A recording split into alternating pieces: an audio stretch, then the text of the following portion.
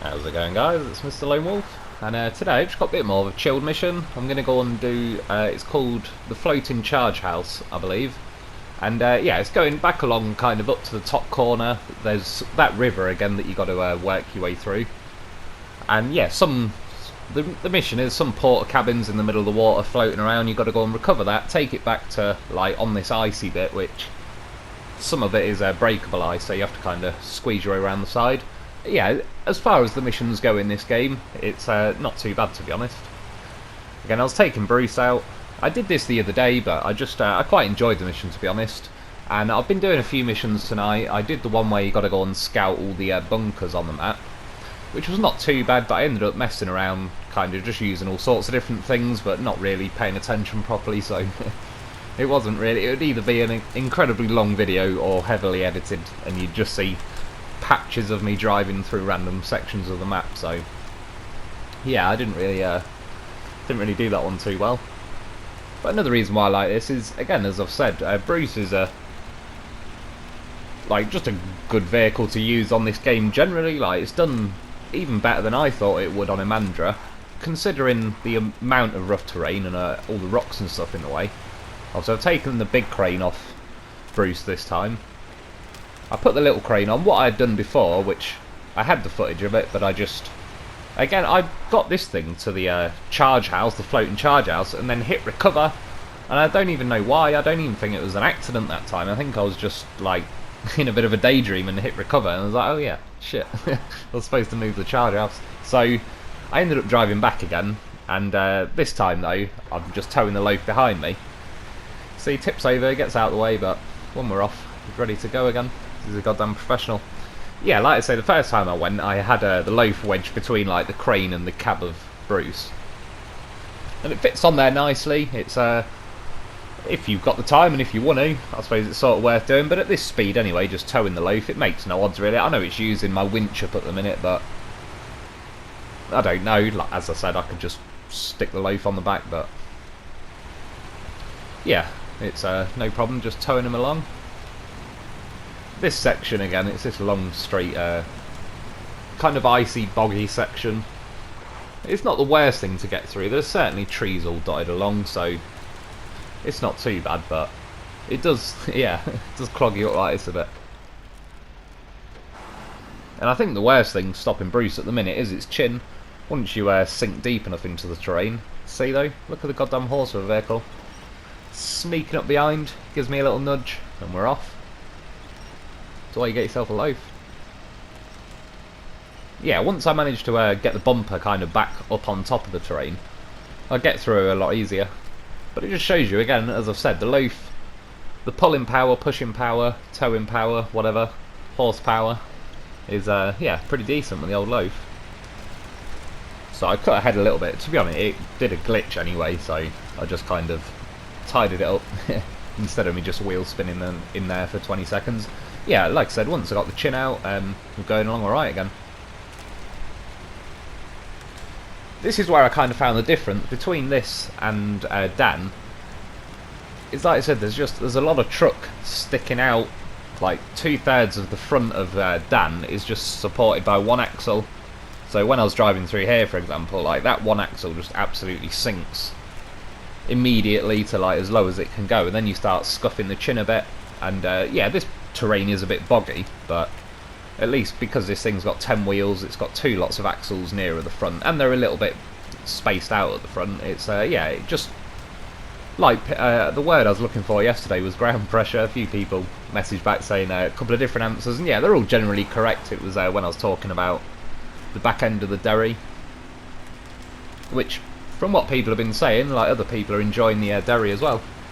And what I'd like to do soon, I didn't want to get it started tonight because I just knew it'd go on too long, but hopefully either tomorrow, well, over the next few days or whatever, a few videos I've got on the way are going to be, I would like to do another review on the F750 now it's got the V10 engine, because yeah, even when I reviewed that I already knew it was getting the next engine, and I kind of said it at the time that I already quite enjoy it as it is, but I am giving it a bit of a free pass knowing that there is another engine on the way. So now that's here, I would like to give that another retest. And the what's it called, the M916, the Freightliner basically, not the 114 SD. That, as a few people have been telling me, and again I appreciate the info, the steering is apparently fixed on it, and that was one of the major problems when I reviewed it. I do think that thing is a bit over-punished with other issues, like it does use the fuel pretty quick, it tipped fairly easily, etc. But yeah, the steering on it was just horrible. Like, you turned left and it started to put right-hand steering first and all sorts, so I'd like to retest that, because I certainly nailed it in the review, and I believe quite rightly so, because when you steer something left and it goes right, that is a broken truck in my eyes. But now they've fixed it, it'd be nice to retry it. And obviously I'm going to do that plane mission soon, where you got to go and rescue this plane from a lake that I've been hearing about. But yeah, again, I was thinking I could do it tonight, but I'm not even sure which vehicle I want to do it with yet.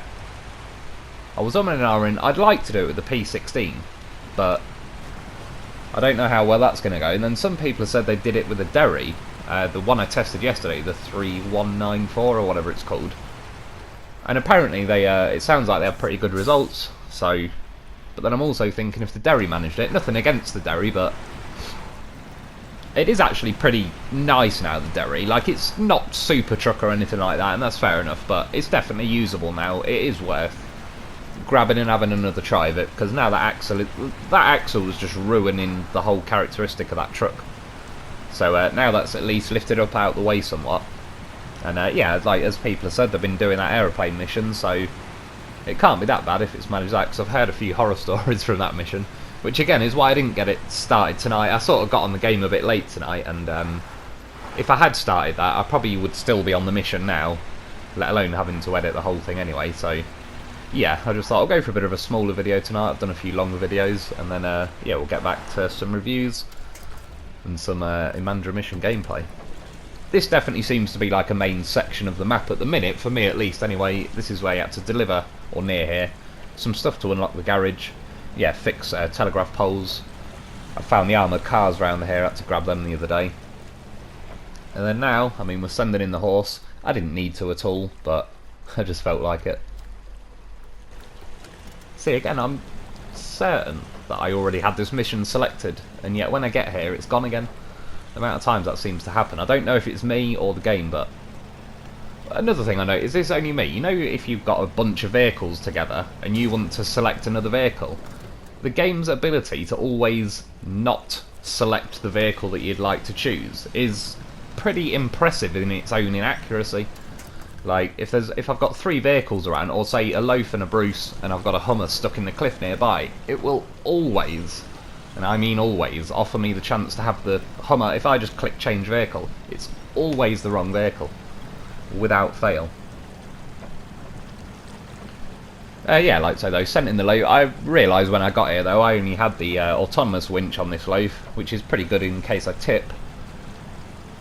But it's, yeah, not as good for reach. So it wasn't letting me put a winch to the front of this cabin thing at first. By the way, the cabin is normally set back a bit further from where I just grabbed it.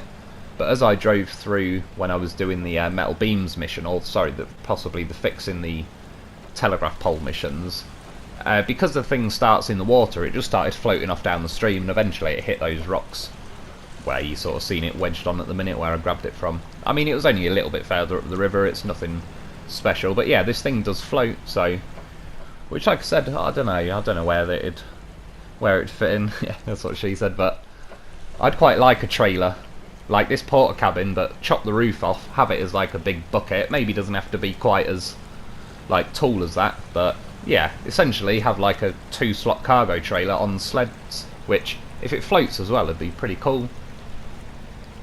Imagine taking it across oceans and stuff.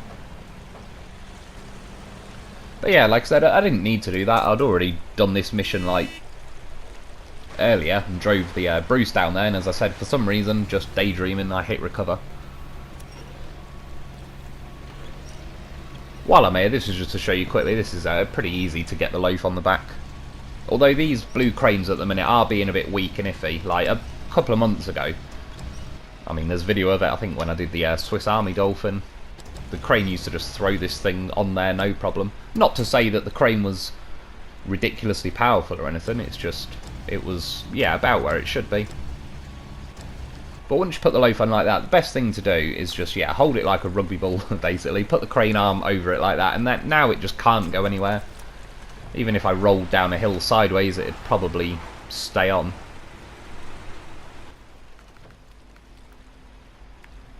Go back to daytime. I don't know about anyone else. I do like the look of the sunset in the evening and nighttime and all that, but for some reason, I like the brightness of midday.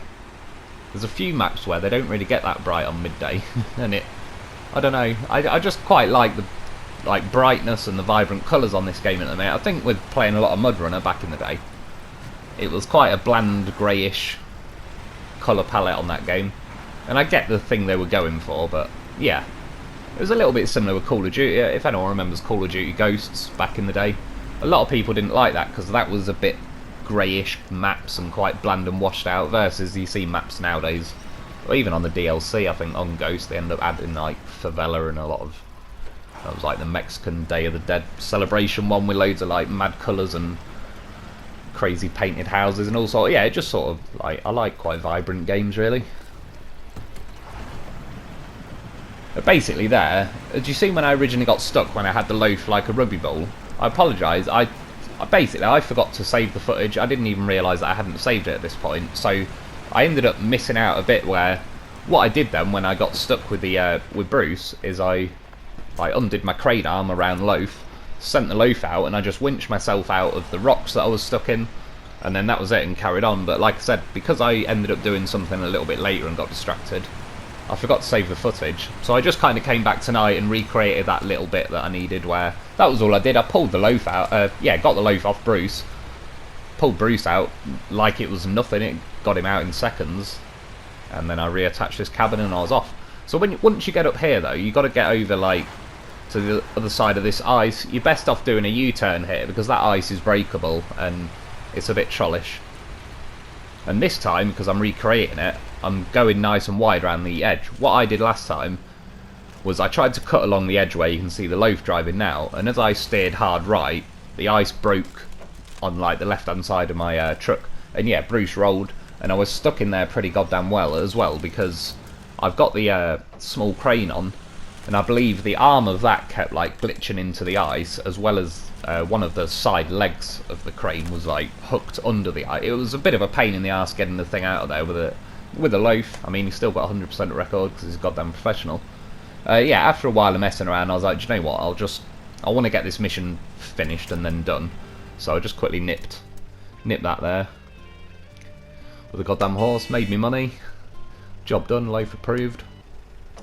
And then I went back to go and rescue Bruce. Which, after a bit of winching, we decided just to use sheer horsepower. So that is what the Lo4f is capable of. I gave you a little sneaky preview of that particular bit the other day in one of the Bruce missions. But yeah, see, that's why you get yourself a Lo4f. I mean, Bruce is doing great on this map, but especially that boggy river. That river is a lot more trollish than it looks.